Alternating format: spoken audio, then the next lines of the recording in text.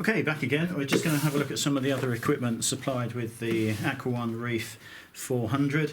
There are two 300 watt glass heaters, and the 300 watt version is suitable for up to 300 litres. So as it's a 400 litre tank, this needs two running.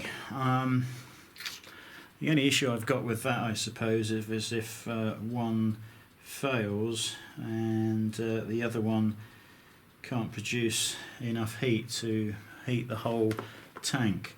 So I may well find two heaters that can run the tank on their own, and wire them up to the units, the PID units that I installed in my own metal box on the Kent Marine, if anyone's watched any of those videos.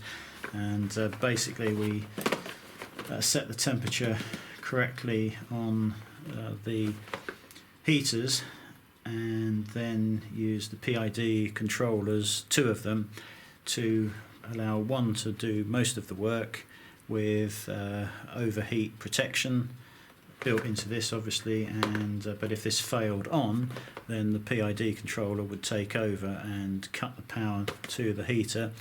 And if this one that's in use all the time should fail and the temperature drops, then the second heater would then kick in. So I'm not really keen on having two heaters being used at the same time if one can't do the job. So we'll probably change those out for something else. 2 years plus 1 year guarantee. Now I think that means that you get a standard 2-year warranty from the shop, and if you register it online you get a total of 3 years. This is made in China and designed in Australia, like the tank itself. So two heaters supplied. We then have this Aqua Moray 3600 submersible pump, and that is 3600 litres per hour maximum, 79 watts. Again, like the heaters, suitable for cold water, tropical or marine fish. Submersible pump for use as a sump return or protein skimmer pump. Let's just pop it open. I haven't looked at any of this. In fact, it wouldn't hurt to open up the heaters, I suppose. We have quite a beefy pump. Now, nice that it is on rubber suckers. That just helps with the vibration. Various unions for connecting up to the pipework, and looks like a removable piece at the end with a foam sponge in there. Instructions in 20 different languages, but at least we've got instructions. Hopefully spares are available for this. It looks like it all strips down so you can get to the impeller and everything without any issues. So yeah, hopefully that will be good enough. If it's quiet, then we'll probably go with this. No point in just changing something out for the sake of it, but it will depend on the noise produced. I think we want it as quiet as possible as it's in the lounge, so we'll probably try this one first and see what it's like.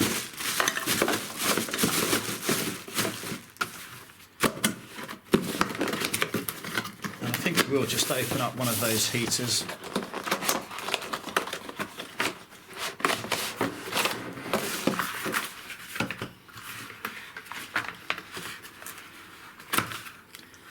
Oh yeah, nothing unusual.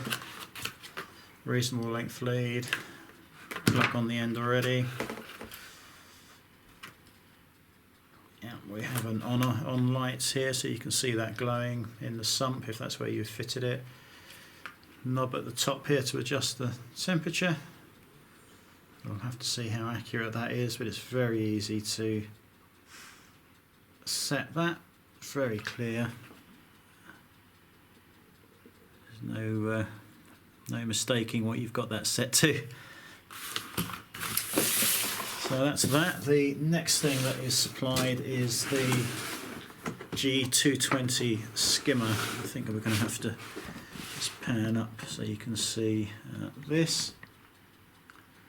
Now I'm suspecting this might be a little bit too noisy for us here, but we may well use all of this equipment apart from the heaters and then upgrade, as I was saying in the other videos, or we will just wait and buy the most expensive, well, you know, the most expensive, stupid thing to say, the best equipment, which probably is the most expensive, and then put it all in there. Yeah, nothing too interesting on the side, but we'll pop it out. The specs on the bottom: maximum of 1400 litres per hour, 35 watts, maximum tank size 800 litres, so it's more than up to the task. Let's just pop this open and have a closer look.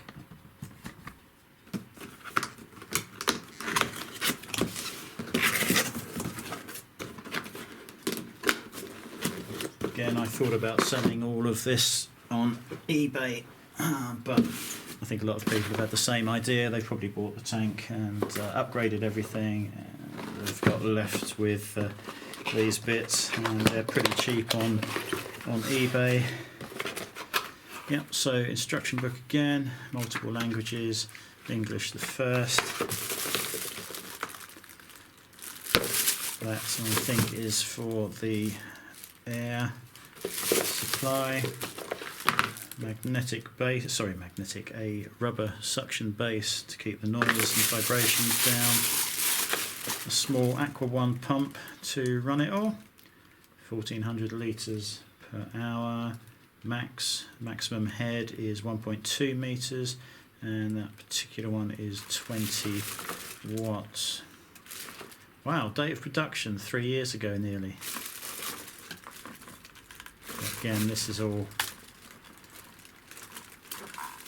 you can take this apart and clean the impeller. So that's that.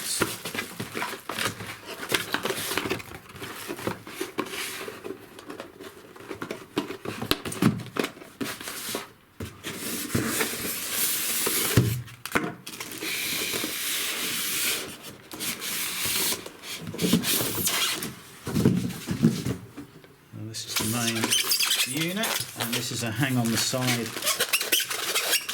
model, obviously.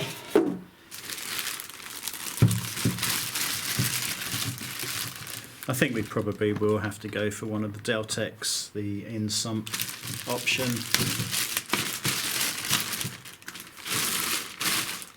But at least you do, if you're a beginner and you don't want to, or you don't know what equipment to buy, this does at least come with everything you need, and you could upgrade as you go along.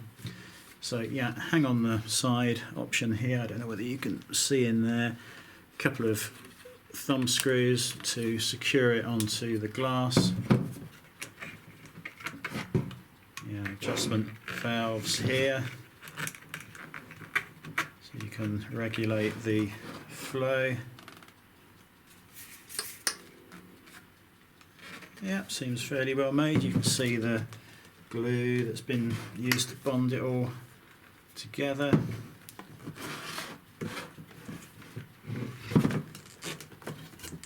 Wondering how any of it comes apart, whether it does. There is it smells of the glue they've used. There's a small pipe here. You can use the, I think, supplied pipe to drain the contents out of the skimmer cup. So I don't think this comes apart in any way. Seems that it's all bonded, and there's no way of getting any of that apart. So I don't know how you would go about cleaning that. Sponges on here just to quieten things down, or filter, or probably both actually. And these are adjustable and come off. A couple of little O-rings holding that in place. Yeah, that one's got 2 O-rings on it. And again, single one on this one. So yeah, again, no particular problems with that. Let's just hope it's not too noisy, but it can easily be replaced with one of the Deltec range if we need something different. So I think we'll just leave the video on those, and we'll start another one on the accessory pack with the glass and the plumbing fitting, so you can have a quick look at those.